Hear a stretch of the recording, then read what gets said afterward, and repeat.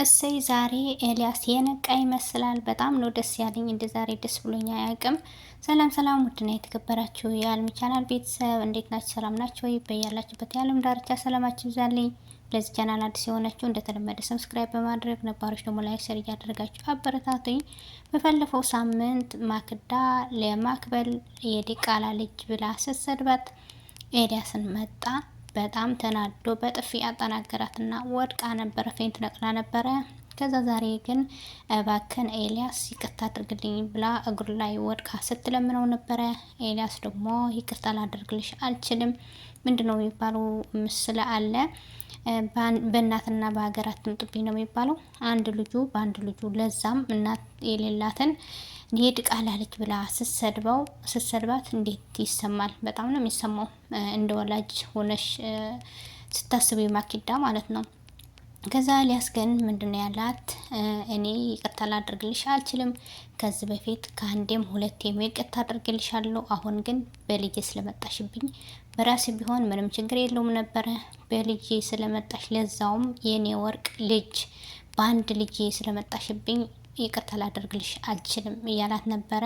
እባክህን አይለመደብኝም፣ ካሁን በኋላ ምንም ነገር አልልም። ያኔም ተናድጄ ስለነበረው ነው ከአፌ የወጣ እንጂ እኔ በጣም ነው መወዳት ማክበልን ስትል ነበረ።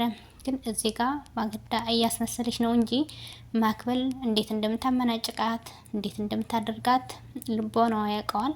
እሱ ግን በጭራሽ ይቅርታ ላደርግልሽ አልችልም ይቅርታ ላደርግልሽ አልችልም አላት። የኤልያስ ውሳኔ ዛሬ በጣም ነው ደስ ያለኝ።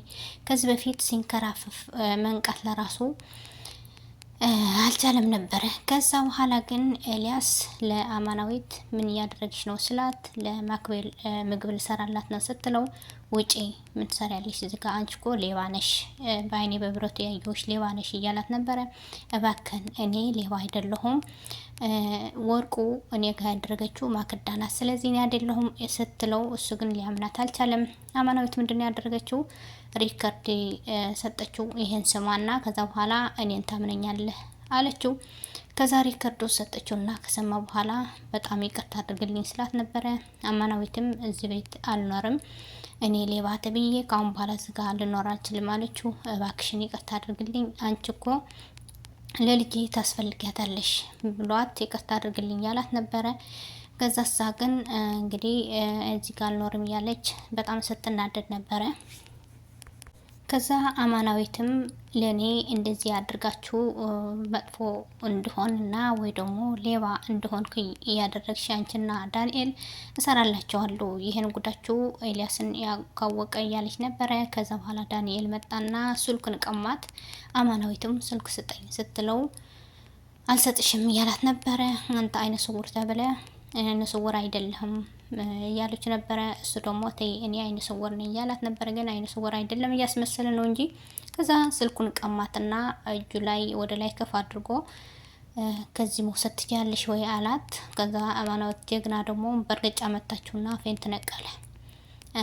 በባለፈው ሳምንትም እንደዚህ በጥፍ ስትመታው ተመክተሽኛል እያላት ነበረ። አሁንም እንደወደዳት ነው የሚያስታውቀው። ዳንኤልም እንደወደዳት በኋላ ግን ኤልያስ ለአማናዊት አንድ ነገር ነግርሻለሁ፣ ከጎን ሆነሽ አግዥኝ፣ አሁን ማክዳን ፈታታለሁ ያላት ነበረ። ስለዚህ እንደ እናት ሆነሽ አማናዊትን ከጎኗ ከማክበል ጎን እንድትሆኝ እፈልጋለሁ እያላት ነበረ።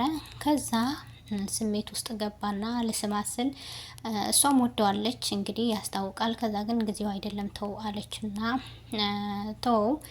በኋላ ግን ለምንድን ነው አንተ መንቃት ያልቻልከው? ምን ሆነ ነው ስትለው ነበር አማናዊት ለኤልያስ። እሱ ግን እኔ ነቅቻለሁ፣ ከዚህ በፊት ስነግረህ አልሰማኸኝም። ዳንኤል እኮ የማክዳ አጎቷ አይደለም ወንድሟ አይደለም ስትለው አውቄዋለሁ፣ ወንድሟ እንዳልሆነ መጀመሪያ ስመጣ አውቄዋለሁ እያላት ነበረ። ምንድን ነው ያደረገው ኤልያስ? ከዚህ በፊት ዳንኤል ሲመጣ ለምንድን ነው እንደ ወንድም ክብር ያልሰጠሁት? ስለዚህ ተመልሼ ሄጄ ሰላም ማለት አለብኝ ብሎ ወደ ክላስ ሲሄድ፣ ዳንኤል ግን ከማክዳ ጋር ናፍቀሽኛል የኔ ቆንጆ፣ እንዴት ነው ደግሞ ያማረብሽ ነይ ሳመኝ ስላት በር ሆኖ ስሰማ ነበረ። ከዛ እሷ ደግሞ ኧረ ተው እዚህ ቤት እኮ ነው ያለ ነው እያለች ነበረ። ስለዚህ ከዛን ቀን ጀምሮ ኤልያስ እንግዲህ እያስመሰለ ነበር እየኖረ የነበረ አውቆ እንዳላወቀ ማለት ነው። በኋላ ግን አማናዊት ምንድን ነው ያለችው? ምንድን ነው እያስመሰልክ ነበር አለችና አውቃ ፌንት ነቀለች ማለት ነው። ከዛ ኤልያስ ደነገጠ። ምን ሆነሽ ነው አማናዊት አማናዊት ብሎ ስደነግጣው እንደዚህ ነው እንደዚህ ነበር እያስመሰልክ ስትኖር የነበረ እንደነሱ ማስመሰል ሊጀምር ብዬ ነው ስትለው ነበረ። በኋላ ግን ማክቤል ምንድን ያለች አለ አመናወት እናቴ እንድትሆኝ እፈልጋለሁ እያለቻት ነበረ። እሷ ደግሞ እናት መሆን አልችልም፣ እህትሽ አክስትሽ ሊሆን ይችላሉ፣ እናት ግን መሆን አልችልም እያለቻት ነበር። በኋላ ግን ኤልያስ ስሟት ሲሄድ አማናዊትን ማክቤልን አየችና በጣም ደስ ብሎሻል አባቴ ስሞች ሲሄድ አንቺም ተደሰትሽ፣ ጉንጭሽን ይዘሽ ስታሽ ነበረ። ስለዚህ እኔም ደስ ብሎኛል፣ በቃ እናቴ ትሆኛለሽ እያለቻት ነበረ።